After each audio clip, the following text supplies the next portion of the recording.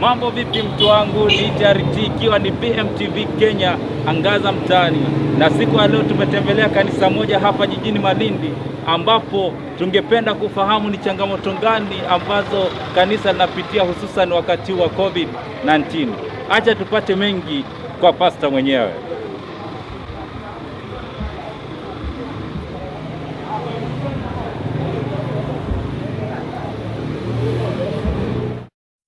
Siku ya leo tuko na Pastor Ruben ambapo atatufahamisha mengi kumhusu na hususan mambo ya kanisa. Habari yako mchungaji? Nashukuru sana. Ya, wanakuita mchungaji gani? Naitwa Ruben King Musawa. Ya, Ruben, ulianza lini kazi yako ya huduma yangu ya uchungaji nilianza 2013. Mwezi wa 12 tarehe 1. Ndio. Yeah. Na ni kitu gani ambacho kilikuchangia ama kilikuinfluence wewe kuweza kuwa mchungaji? Je, uliona mtu anafanya kazi ya uchungaji ukatamani, ama nini kilikuvutia kuwa mchungaji?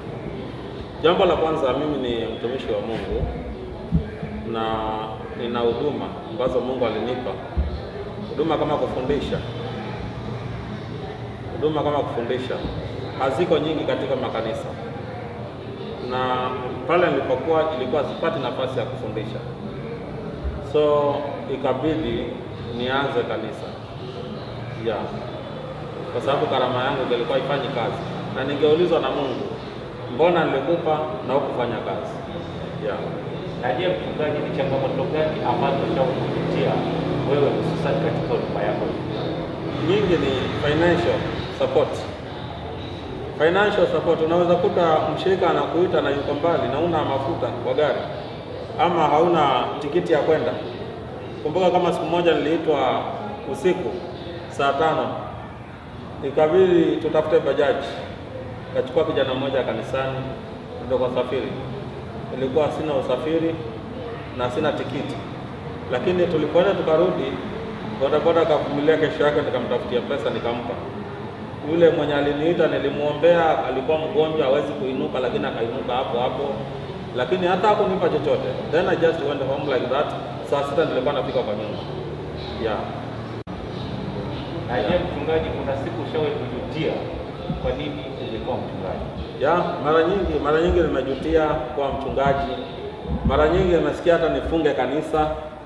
Mara nyingi nimejisikia pia nibomoe hata hilo jengo la kanisa, nikaweke mabati nyumbani ama niuze.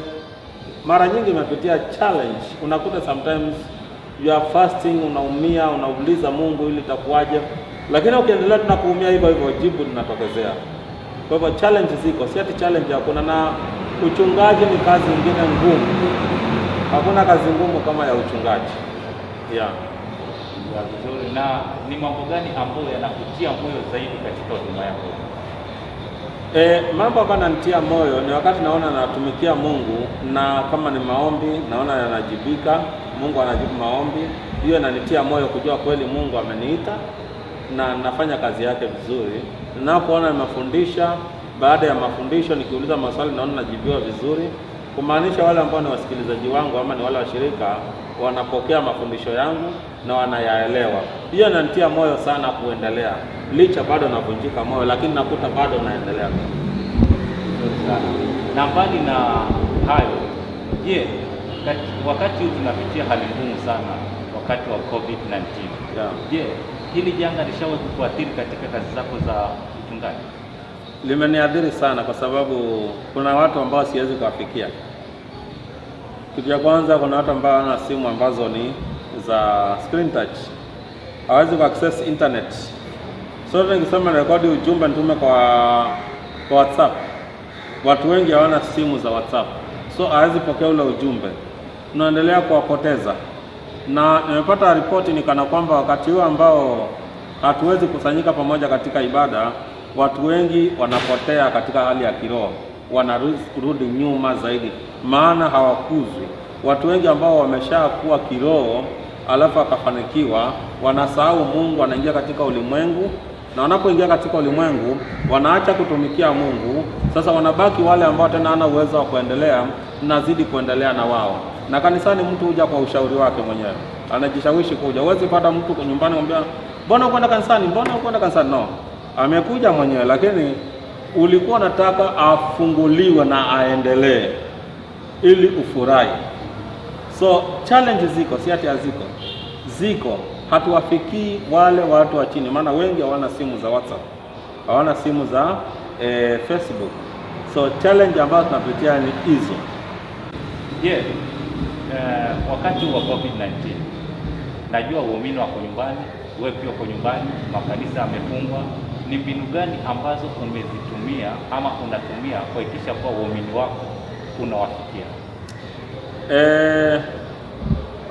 Wengi unawapigia simu na kuwajulia hali, isipokuwa credit nayo ni shida ya kwanza. Maana kama una financial support, kuwapigia simu ni shida. Wengine utabidi watembelee. Ukiwatembelea pia kuna challenge kwamba kuna stay at home. Sasa umevisit watu unknowingly, maana uwezi wafikia. Wengine wanauliza wanaishi wapi, unafuatilia. So inakuwa ngumu wewe kufikia kila mtu, lakini unapenda kufikia kila mtu.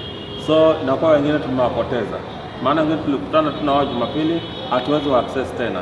Jumapili kadhaa uwezi wa access tena, unajua anaishi wapi. Na wengine wametoka maeneo ya mbali na Malindi.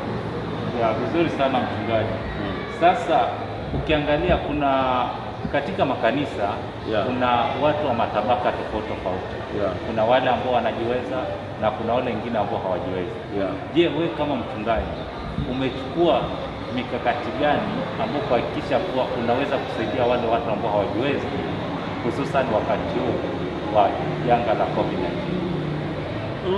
Watu ambao hawajiwezi saa hii wanapitia changamoto, kwa sababu you have to give yourself an activity to do. Na kama ni stay at home, watu watakufa na njaa. Saa hii sina any support ambao naweza wapatia ama any motivation, isipokuwa ni through WhatsApp ama Facebook. Kuwafikia ni ngumu. Support ambayo wanaweza fanya ni watu waingie mashambani walime. Thank you. Wakati huu wa COVID-19 waumini wengi wako najua wako nyumbani. Je, kuna mbinu gani ambapo unatumia kuhakikisha kuwa wanapata lile neno ambalo ulikuwa ukiwapa kila siku ya Jumapili wakiwa kule nyumbani? Mara ya kwanza nilijaribu kurekodi na simu, nitume kwa internet. Ilikataa kwa sababu naambia haiwezi kuingia kwa internet.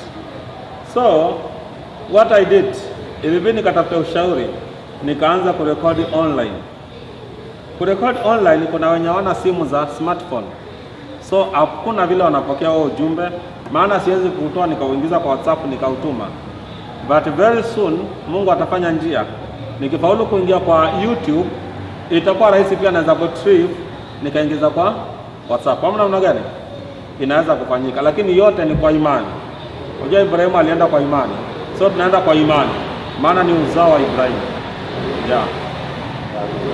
Na ningependa mchungaji uangalie kamera pale, umtie moyo ule muumini ambaye ako pale nyumbani, hususan wakati huu ambao makanisa yamefungwa na watu hawawezi kukutana na kufanya ibada tena. Umtie moyo akiwa pale nyumbani. Unamwambiaje yule mtu ambaye yuko pale? Wacha nitoe hii barakoa kidogo, kwa sababu sasa nataka munione kwa sura vizuri. Nataka nikutie moyo.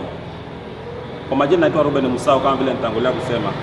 Maandiko katika kitabu cha First Peter chapter 2, Petero wa kwanza mlango wa 2 fungu la 24 inasema yeye mwenyewe alizichukua, si hata atazichukua, alizichukua dhambi zetu katika mwili wake juu ya mti, yani msalaba, inamaanisha ndio juu ya mti.